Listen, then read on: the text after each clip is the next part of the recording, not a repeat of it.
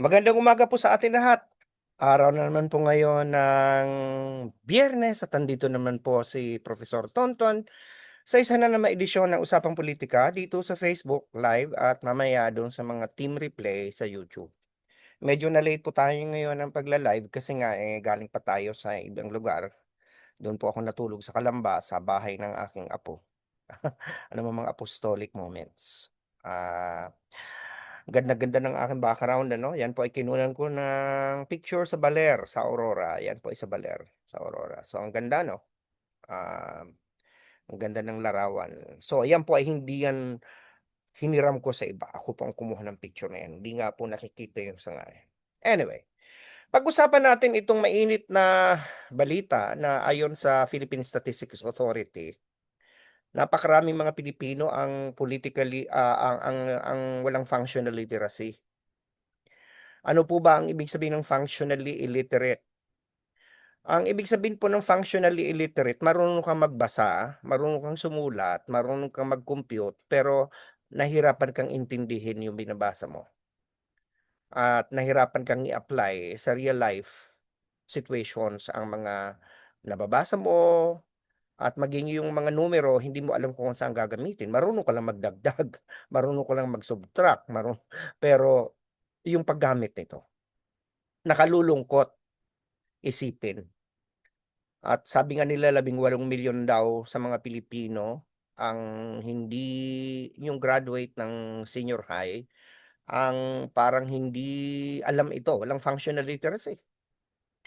Ah, Gusto kong i-share sa inyo itong ginawang diagram ng aking dating estudyante na si Feliz Yeban. Ano 'yan, ano nga ba 'to? Teka, i-stop share muna natin ha, kasi parang gusto kong palakihin 'to, eh. Okay. Para naman i-share natin ang kanyang kinumpyut, okey? Yan po yung, ah, ang statistics na sinumarize ni Feliz na isang propesor sa Philippine Normal University at consultant yata siya sa yung komisyon ng head high ng education, yung EDCOM.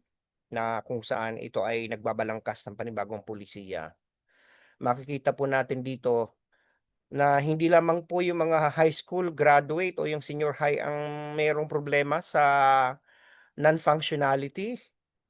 Kasi itong titingnan mo across age group from 10 to 64 years old, mula 10 hanggang 64, ayon sa year of birth, okay, mapapansin po natin na ang bilang ng mga functional literate ay milyon, sa totoo lang. Pero makikita mo ang number ng functional, ang number of non-functionally literate ay milyon ang umaabot, okey?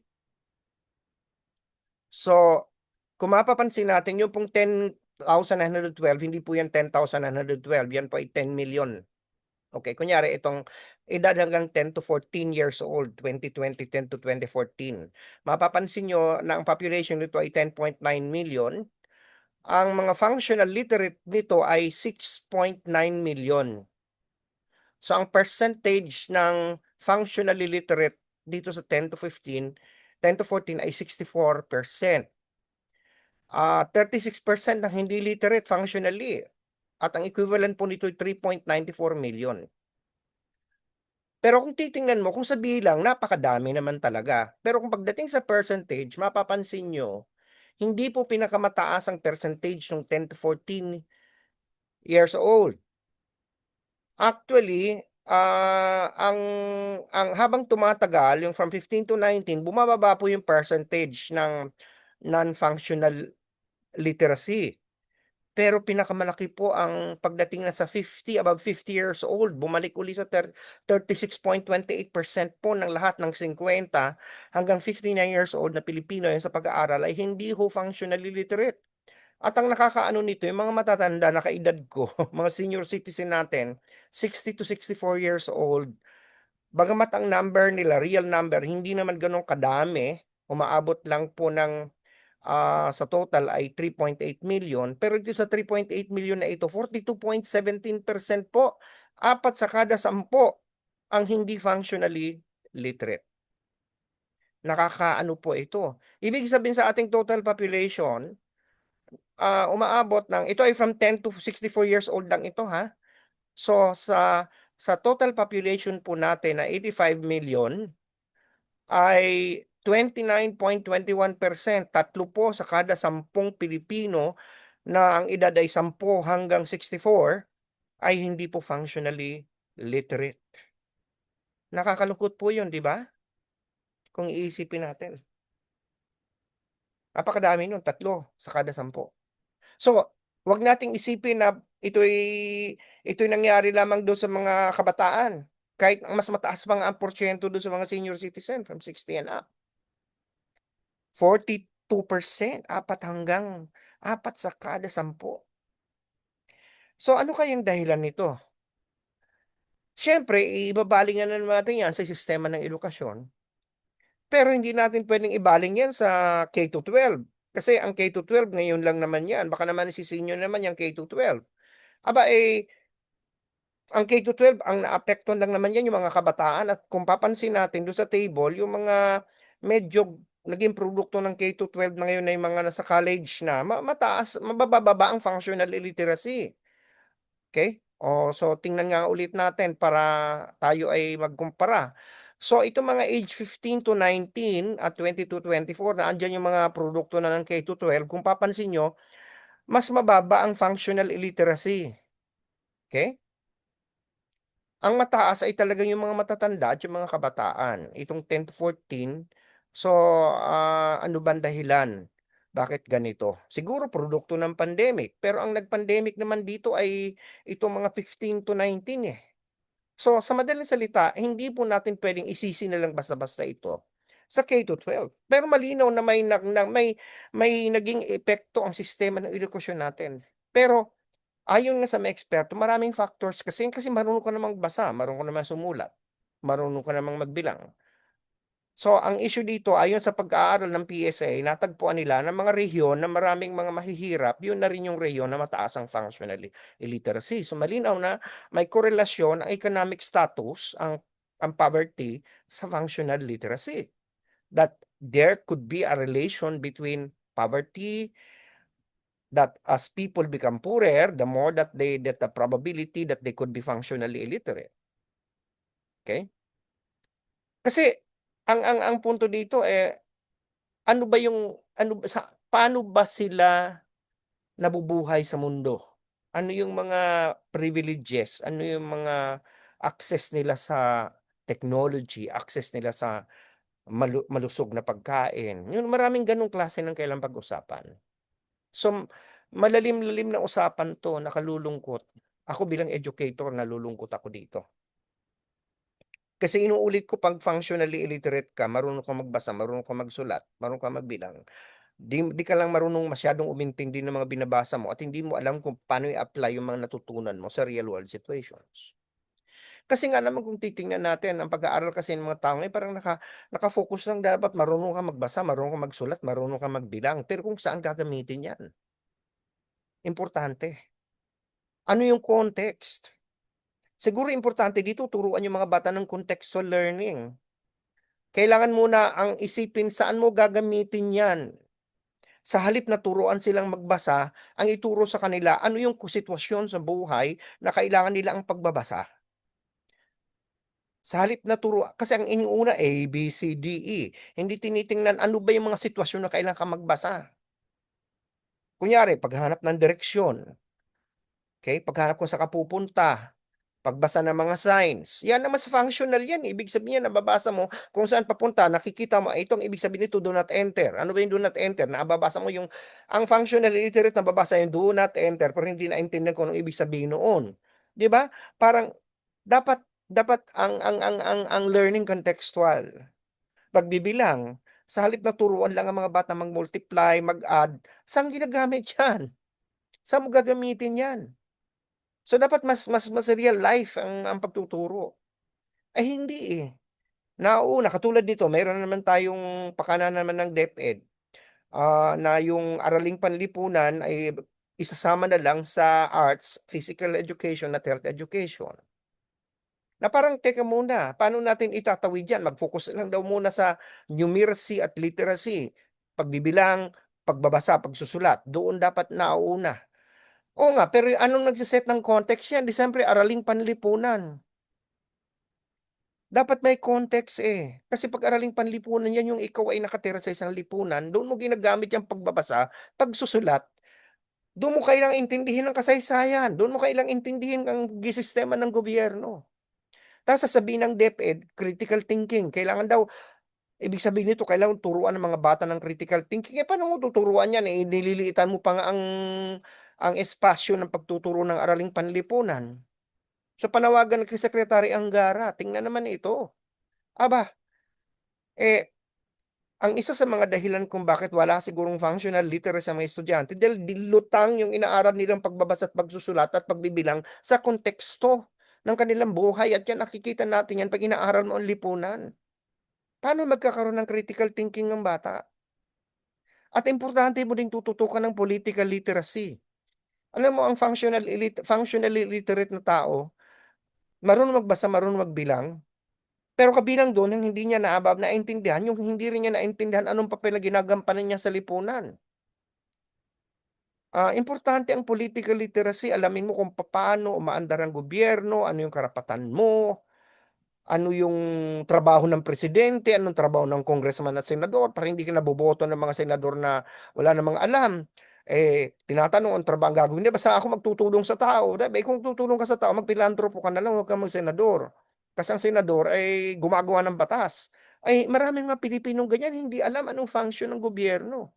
So that is political literacy. And so, pag sinasabi nating functionally illiterate, kasama na diyan yung politically illiterate. Hindi mo alam kung saan ginagamit, eh, kasi nga siguro, ah, ang naituro lang magbasa't magsulat pero hindi na-relate dun sa realidad na dapat marunong kang magdesisyon. Ginagamit mo dapat ang utak mo 'pag boboto ka. Hindi yung mga bulag, hindi yung parang mga blindly loyal ka. Sabagay hindi ka magtataka may mga kilala ako mga doktor, mga mayayaman, 'di ba? Kilala ko mga teacher yan, mga propesor pa, 'di ba? Pero nasisilaw sa kanilang pag-aanito sa mga politiko. Ako nga may mga kaibigan ako ng mga Duterte, eh. Ako nag-Duterte din ako sa totoo lang alam naman yan mga tao, pero na-realize ko na, teka muna maraming ginagawa 'tong mama na 'to na hindi ko gusto. Pero hindi ko maintindihan dun sa ibang mga tao na parang nakikita mo na may ginagawa, nagmumura na lahat. Pero parang may mga kaibigan ako, may mga kakilala ko na banal, nagsisimba, pumupunta kung saan-saan, pupunta sa mga simbahan. Pero nung tapos nato-tolerate nila si Duterte na minura ang Santo Papa, hindi ba?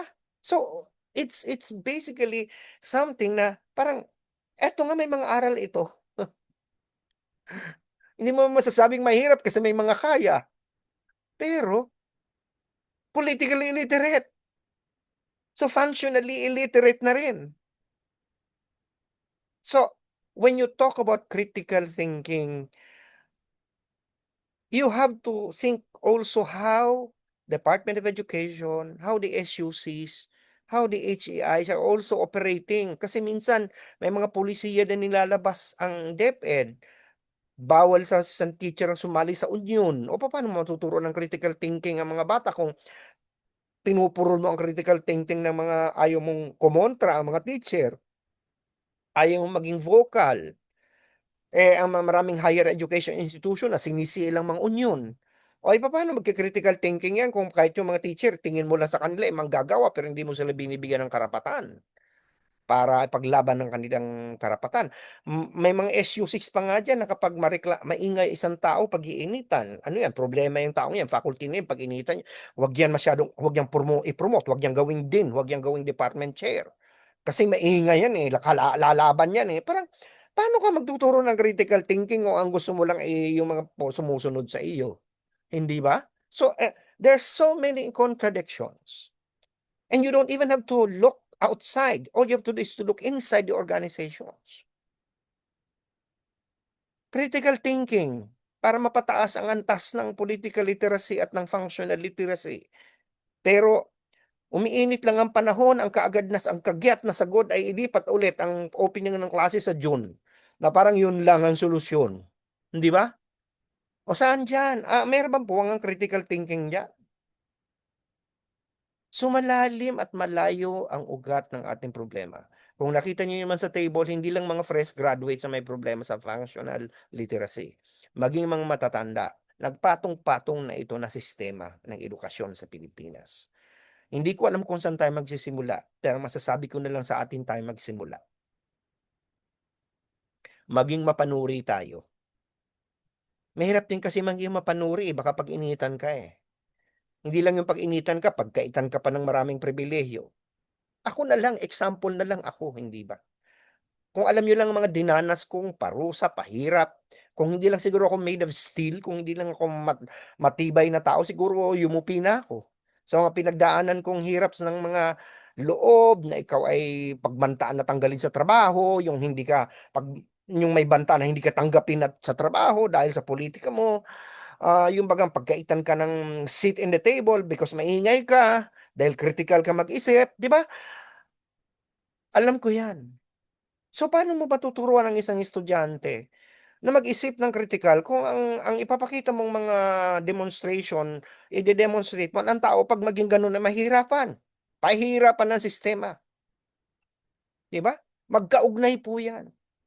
Paano mo tuturuan ng functional literacy ang isang estudyante kung ang gusto mo lang matuto siyang magbasa at magsulat at hindi isabuhay yung kanyang natututunan sa mga problemang sosyal, politikal, panlipunan, na ngayon nga ay tangkapan ng DepEd na palabnawin ang pagtuturo at isama pa sa physical education, health education at arts. Hindi ko sinasabing ang mga yan ay hindi maimportante.